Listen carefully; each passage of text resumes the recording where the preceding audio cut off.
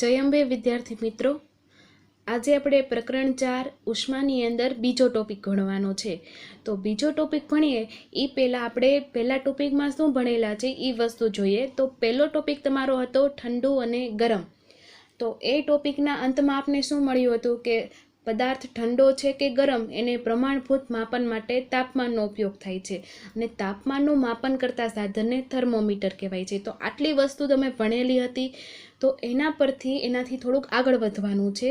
તો આગળનો બીજો ટોપિક છે તાપમાનનું માપન, એટલે કે મેઝરિંગ ટેમ્પરેચર. તો તમે ક્યારેક થર્મોમીટર જોયું હોય, કદાચ ન પણ જોયું હોય, તો એની આકૃતિ મેં ઓલરેડી સ્ક્રીન પર આપી દીધેલી છે. તો એકવાર તમારે ધ્યાનથી જોવાનું છે અને આજે તમારે થર્મોમીટર વિશે જ ભણવાનું છે. તો થર્મોમીટર છે તમે ઘણીવાર ક્યાં જોયેલું હોય કે કદાચ તમારા ફેમિલીમાંથી કોઈક બીમાર પડ્યું હોય તો ડૉક્ટર પાસે જાઓ તો ડૉક્ટર શું કરે કે થર્મોમીટર વડે તમારું શરીરનું તાપમાન માપતા હોય છે. તો આ જે તાપમાન માપવા માટે થર્મોમીટરનો ઉપયોગ કરે છે તો એ થર્મોમીટરને ક્લિનિકલ થર્મોમીટર અથવા તબીબી થર્મોમીટર કહેવાય છે. ક્લિનિકલ ઇંગ્લિશ નામ છે, તબીબી ગુજરાતી નામ છે. જો તમારી પાસે ક્લિનિકલ થર્મોમીટર ન હોય તો તમારા મિત્ર કે પડોશી પાસે જઈને જોવાનું કે એની પાસે હોય, કદાચ એના ફેમિલી મેમ્બરમાં એ લોકો ડૉક્ટર હોય તો એની પાસે લઈને એકવાર જોઈ લેવાનું કે ક્લિનિકલ થર્મોમીટર કેવું હોય છે. પણ અત્યારે મેં ખાલી એની આકૃતિ આપેલી છે, તો તમારે કાળજીપૂર્વક એનું નિરીક્ષણ કરવાનું છે કે દેખાવમાં થર્મોમીટર કેવું હોય છે. તો એ આપણે જોઈએ. તો થર્મોમીટરની અંદર સમાન જાડાઈવાળી પાતળી સાંકડી કાચની નળીના એક છેડા પર નળીને અંદરના ભાગે ફૂલેલી બલ્બ જેવી રચના હોય છે. તો તમે આકૃતિમાં જુઓ કે જે થર્મોમીટર છે એ આખું કાચનું બનેલું છે, આખી કાચની પાતળી સાંકડી કાચની નળી જ હોય છે. તો નળીનો જે અંદરનો ભાગ હોય એ ફૂલેલો બલ્બ જેવો તમને દેખાય છે. બીજું શું દેખાય છે કે બલ્બમાં મર્ક્યુરી ભરેલો હોય છે. મર્ક્યુરી એટલે કે પ્રવાહી છે. રેડી. અને એને બીજું નામ પારો પણ કહેવાય છે. અને જે આ મર્ક્યુરીનો રંગ છે એ રાખોડી રંગનો હોય છે. બલ્બની બહારના ભાગમાં મર્ક્યુરીનો પાતળો દોરા જેવો ભાગ દેખાય છે. તમે જુઓ તો આ કાચની નળી છે એની અંદર તો મર્ક્યુરી જ ભરેલો છે, પણ આપણને બહારથી કેવું દેખાય છે તો એક પાતળો દોરો હોય એવું દેખાય છે. તો તમે એ આકૃતિમાં જોઈ શકો છો કે મર્ક્યુરી કેવા રંગનું છે અને કેવી રીતે આપણને દેખાય છે. તો પાતળા દોરા જેવો આપણને એ ભાગ દેખાય છે.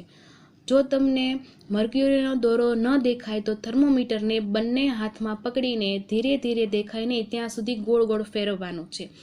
એટલે અહીંયા શું કહેવામાં આપેલું છે કે ઘણીવાર તમે જો વસ્તુનું એટલે કે કોઈ પણ પદાર્થ હોય એનું તમારે તાપમાન માપવું છે તો તમે ત્યાં થર્મોમીટર મૂકો એટલે થર્મોમીટરમાં અંદર મર્ક્યુરી જે રહેલો છે એ પદાર્થનું જેટલું તાપમાન હશે ત્યાં સુધી તમને ઉપર સ્કેલ આપેલી છે. તો સ્કેલમાં તમે થોડાક નંબર પણ જોઈ શકો છો, 35, 36, 37, 38. એટલે એ તમારું તાપમાન છે. તો તાપમાન જેટલું પદાર્થનું હશે ત્યાં મર્ક્યુરી અટકી જશે. એટલે તમને ખબર પડશે કે સ્કેલ અહીંયા સુધી અટકી ગઈ છે, એટલે કે મર્ક્યુરીનો એટલે કે મર્ક્યુરી પારો છે અહીંયા અટકી ગયો છે, તો આ પદાર્થનું તાપમાન આટલું હશે. પણ ઘણીવાર આપણને આ પાતળા દોરા જેવી રચના નથી દેખાતી. એટલે શું હશે? તો એનો મતલબ એમ કે જ્યારે નોર્મલ સ્થિતિમાં એટલે કે તમે આ જે ક્લિનિકલ થર્મોમીટરનો ઉપયોગ નથી કરતા, એટલે કોઈ પદાર્થના કોન્ટેક્ટમાં પણ નથી, તો એને સામાન્ય બોક્સની અંદર રાખવામાં આવેલો હોય તો મર્ક્યુરી છે એ નીચેના ભાગમાં જોવા મળે છે. રેડી. તો તમને પાતળા દોરા જેવી રચના નહીં દેખાય. તો તમારી દોરા જેવી રચના જોવી છે તો એના માટે તમારે થર્મોમીટરને હાથમાં લેવાનું છે અને એને હાથમાં 2 હાથ વડે ગોળ ગોળ ફેરવવાનું છે. તો તમે ગોળ ગોળ ફેરવશો એટલે તમારા હાથનું જેટલું તાપમાન હશે એ મર્ક્યુરી તમને બતાવવાનું છે. મર્ક્યુરી એટલે કે તમારો જે ક્લિનિકલ થર્મોમીટર છે એ તમને તાપમાન બતાવી દેશે કે તમારા હાથનું તાપમાન આટલું છે. તો એ તાપમાનમાં જ્યારે તમને બતાવશે એના માટે મર્ક્યુરી છે જ્યાં અટકશે તમને એનું ટેમ્પરેચર બતાવશે કે તાપમાને બતાવશે, ને જે પાતળા દોરા જેવી રચના છે એ પણ તમે જોઈ શકશો. પછી કહેવામાં આવેલું છે કે થર્મોમીટરની સપાટી પરનું અંકન તમને સ્પષ્ટ નજરે પડશે. ક્યારે નજરે તમને પડશે? જ્યારે તમે થર્મોમીટરને બંને હાથ વડે ગોળ ગોળ ફેરવશો ત્યારે. આ અંકન સેલ્સિયસ માપક્રમમાં હોય છે, જેને અંશ સેલ્સિયસ વડે દર્શાવવામાં આવે છે. તો જે તમને સ્કેલ દેખાય છે ક્લિનિકલ થર્મોમીટરની ઉપર તમને જે સ્કેલ દેખાય છે એમાં અમુક નંબર આપેલા છે. તો એ નંબર એટલે કે તાપમાન છે. તો એ તાપમાન સેલ્સિયસમાં મપાય છે. તો એની ઇંગ્લિશમાં સંજ્ઞા તમને અંશ સેલ્સિયસ જેવું લખેલું છે એ તમારે ખાસ જોવાનું છે. કદાચ આ વસ્તુ તમને ખાલી જગ્યામાં પૂછી શકે અથવા એક વાક્યમાં પૂછી શકે કે તાપમાનનું માપક્રમ શું હોય છે, તો સેલ્સિયસ, અને એને સંજ્ઞા પૂછે તો એને સી વડે દર્શાવવામાં આવે છે. પણ તમે સી લખો છો એની આગળ તમારે ગોળ રાઉન્ડ ટપ્પું કરવું પડે છે. એનો મતલબ શું થાય કે અંશ સેલ્સિયસ આવી રીતે વંચાય છે. હવે ક્લિનિકલ થર્મોમીટર છે એ કેટલું તાપમાન હોય, એનું સ્કેલ ઉપર કેટલા અંકન થયેલા હોય છે, તો એના સ્કેલ ઉપર 35થી 42 અંશ સેલ્સિયસ સુધીનું અંકન આપેલું હોય છે. એનો મતલબ એમ થાય કે જે ક્લિનિકલ થર્મોમીટર છે એ આપને રીડિંગ ક્યાં સુધી બતાવશે કે 35થી શરૂ થશે અને 42 પૂરું થઈ જશે. એટલે અહીંયા 42 અંશ સેલ્સિયસ બોલાય છે. હવે જ્યારે આ ટોપિક આપણે ભણીએ છીએ ત્યારે આ પાઠના 2 પાત્ર છે, બુજો અને પહેલી. તો તમને ખબર જ છે. તો બુજોને અહીંયા નવાઈ લાગે છે કે આકૃતિ 4.2માં દર્શાવેલા 2 માપક્રમમાંથી કયા માપક્રમનું વર્ણન કરવું. પહેલી જણાવ્યું કે ભારતમાં સેલ્સિયસ માપક્રમને સ્વીકારવામાં આવેલ છે અને માટે આપણે સેલ્સિયસ માપક્રમનો જ ઉપયોગ કરવો જોઈએ. બીજો માપક્રમ છે જે 94થી 108નો છે, તેને ફેરનહીટ માપક્રમ કહે છે. ફેરનહીટને સંજ્ઞામાં F વડે દર્શાવવામાં આવે છે જો તે અગાઉના સમયમાં વપરાતો હતો. તો બુજોને અહીંયા કયા 2 પ્રશ્ન થાય છે. પહેલો પ્રશ્ન એ કે જે માપક્રમ છે એ તમને સેલ્સિયસમાં બતાવે છે. એટલે સેલ્સિયસમાં માપક્રમ હશે ત્યારે હંમેશા યાદ રાખવાનું કે 35થી 42 અંશ સેલ્સિયસનું હશે. જ્યારે તમારું રીડિંગ ફેરનહીટમાં હોય તો ઘણીવાર એવા ઇન્સ્ટ્રુમેન્ટ છે તમને ફેરનહીટમાં પણ બતાવતા હોય છે રીડિંગ. આપણે અત્યારે ઘણા બધા થર્મોમીટર જોવાના છે, તો એની ઇમેજ મેં આના પછીના પેજમાં મૂકેલી છે, તો એકવાર જોશો એટલે તમને ખ્યાલ આવી જશે. તો જે રીડિંગ ફેરનહીટમાં હશે એ 94થી 108 સુધીના હશે અને જે સેલ્સિયસમાં હશે એ 35થી 42 સુધી હશે. તો આ વસ્તુ તમારે યાદ રાખવાની છે. પણ હાલના સમયમાં સેલ્સિયસમાં જ માપક્રમ મપાય છે. આનો પછીનો નવો ટોપિક શરૂ કરવાનો છે એ તાપમાનના માપનની અંદરનો જ છે અને થર્મોમીટરને લગતો જ છે. તો અહીંયા તમને 3 આકૃતિ આપવામાં આવેલી છે કે થર્મોમીટરની છે. એક ક્લિનિકલ થર્મોમીટર છે, એક ગન ટાઈમ થર્મોમીટર છે અને એક ડિજિટલ થર્મોમીટર છે. તો આ ત્રણેય થર્મોમીટર એકબીજાથી કઈ રીતે અલગ પડે છે એની ઇમેજ જોશો એટલે તમને ખ્યાલ આવી જશે. રેડી? અને એ લોકો રીડિંગ કેવી રીતે ડિસ્પ્લે ઉપર બતાવે છે, કયું સારું પડે તમે જો ત્યાં તરત તમને ખ્યાલ આવી જાય છે. તો આ વસ્તુ પૂરી થાય એના પછી નવા ટોપિકની શરૂઆત કરી દઈએ. તો થર્મોમીટરનું વાંચન એટલે રીડિંગ અ થર્મોમીટર. તો થર્મોમીટરના વાંચનની અંદર તમને એક પ્રવૃત્તિ આપવામાં આવેલી છે, તો એ પ્રવૃત્તિ આપણે સમજવાની છે. તો પ્રવૃત્તિમાં શું કીધું છે કે થર્મોમીટરના માપક્રમનું વાંચન કેવી રીતે કરવું. હવે થર્મોમીટરની સ્કેલ જોઈ તમે, તો સ્કેલની અંદર આપણે 35થી શરૂ થતું હતું અને 42 અંશ સેલ્સિયસ સુધી કમ્પ્લીટ થઈ જતું હતું. તો અહીંયા વાંચન કઈ રીતે કરવું એ વસ્તુ કહેવામાં આવેલી છે. સૌપ્રથમ આપણે શું કરશું, પાસે આવેલા 2 મોટા અંકન વચ્ચેનો તફાવત કેટલો છે તે નોંધી લેવાનો છે. તો અહીંયા 2 મોટા અંકન એટલે શું, ધારો કે આપણે 35 અને 36 એ 2 મોટા અંકન થયા, તો 2 અંક વચ્ચેનો તફાવત કેટલો છે એ આપણે નોંધવાનો છે. બીજી શું વસ્તુ જોવાની છે કે તેમની વચ્ચેના ભાગમાં કુલ કેટલા વિભાગો છે. રેડી? એટલે શું કે 35 અને 36 એ 2 મોટા અંકન છે. એની વચ્ચે તમે આકૃતિમાં જો તો નાના નાના એવા કાપા દર્શાવેલા છે, એટલે કે નાના નાના વિભાગો છે. તો વિભાગો કેટલા છે એ પણ નોંધ કરવાની છે તમારે.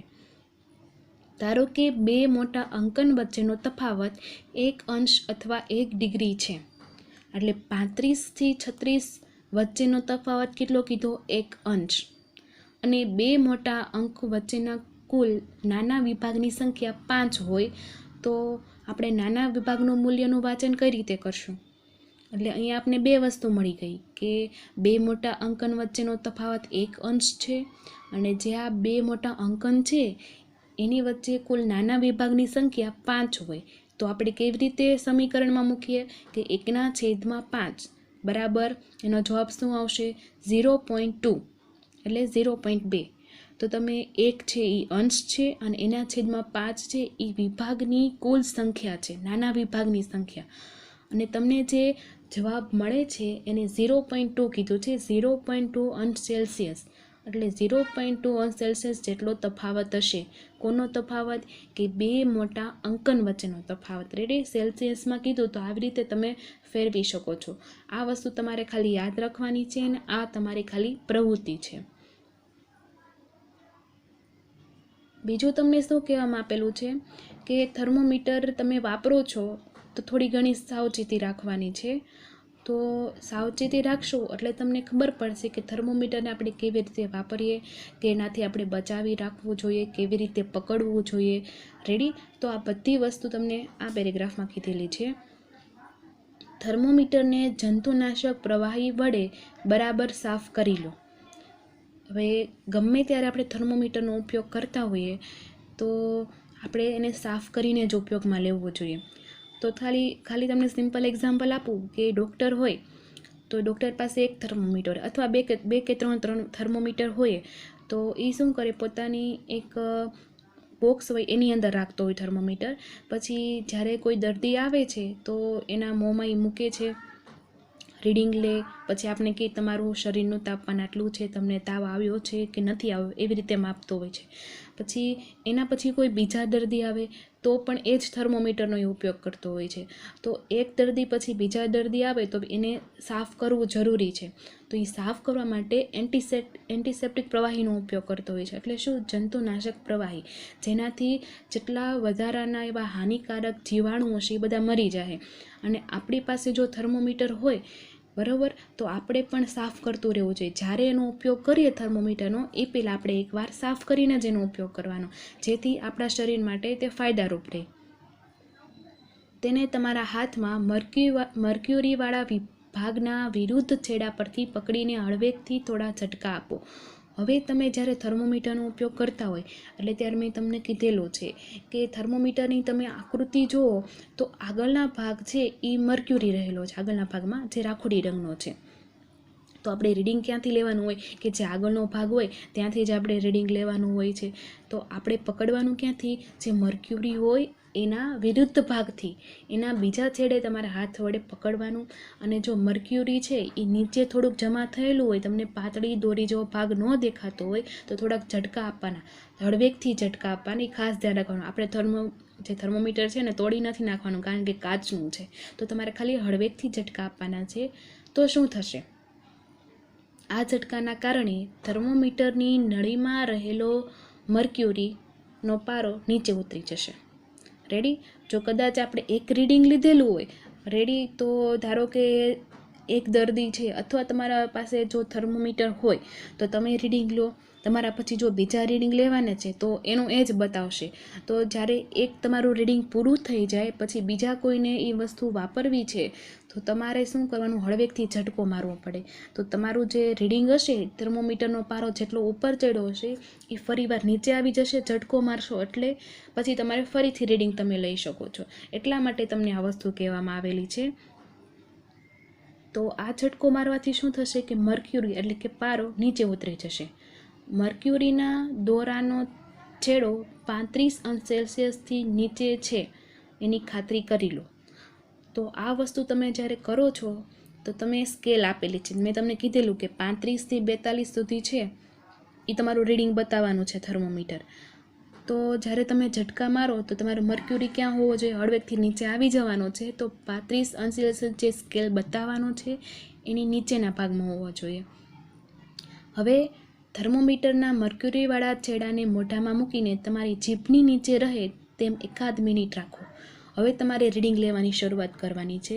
તો તમે રીડિંગ લેશો એની પહેલાં આટલી બધી સાવચેતી રાખવાની છે. પહેલાં તમે એન્ટિસેપ્ટિક વડે ક્લીન કરશો, વિરુદ્ધ છેડામાં તમે પકડશો, ઝટકા મારીને મર્ક્યુરીને નીચે ઉતારશો એટલે 35 અંશ સેલ્સિયસથી નીચે તમારી સ્કેલ હશે, સ્કેલની નીચેના ભાગમાં મર્ક્યુરી જોવા મળશે. અને પછી તમારી મેઇન પ્રોસિજર શરૂ થશે કે તમારે જીભની નીચેના ભાગમાં થર્મોમીટરને મૂકવાનું છે.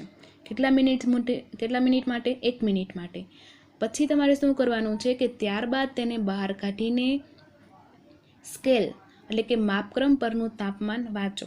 પછી તમારે તાપમાન એટલે કે જોવાનું છે કે તમારા શરીરનું તાપમાન કેટલું છે એ રીડિંગ તમારે જોવાનું છે. ક્યાં સ્કેલ ઉપર તમને બતાવશે. મર્ક્યુરી જેટલો તમને ઉપર ચડેલો દેખાય એટલું તમારું તાપમાન હશે. તો આ થયું સેલ્સિયસ એકમમાં તમારા શરીરનું તાપમાન. જે તાપમાન આવશે એ સેલ્સિયસમાં આવશે, કારણ કે મેં તમને પહેલાં જ કીધું છે કે 35 થી 42 અંશ સેલ્સિયસ સુધી તમારું તાપમાન છે એ થર્મોમીટરમાં મપાવવાનું છે. કયું થર્મોમીટર? Clinical thermometer. હવે તમારા શરીરનું તાપમાન કેટલું છે એ તમે જોઈ લીધું હશે. તો કદાચ તમારી પાસે ન હોય તો તમને ન ખબર પડે કે અત્યારે મારે શરીરનું તાપમાન કેટલું હશે. પણ નોર્મલી વસ્તુ જોઈએ કે માનવ શરીરનું સામાન્ય તાપમાન છે એ 37 અંશ સેલ્સિયસ જેટલું જ હોય છે.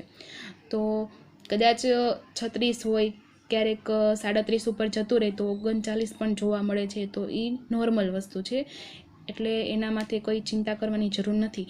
પણ અહીંયા એક પાઠનું પાત્ર છે બુજો ને પહેલી. પણ અહીંયા પહેલીને એવો ક્વેશ્ચન થાય છે કે પહેલી તેના શરીરનું તાપમાન માપ્યું તો એને ચિંતા થવા લાગી કે તેના શરીરનું તાપમાન છે એ 37 અંશ સેલ્સિયસ જેટલું ચોક્કસ નથી. તો એના માટે ચિંતાદાયક છે કે નથી? તો સામાન્ય રીતે તો 37 અંશ સેલ્સિયસ જેટલું તાપમાન છે એ નોર્મલ જ કહેવાય. પણ ક્યારેક ઉપર નીચે થાય તો એમાં ચિંતા કરવાની જરૂર નથી. તમે 39 પણ નોર્મલ કહી શકો છો, કદાચ 35 થઈ ગયું હોય તો પણ નોર્મલ છે.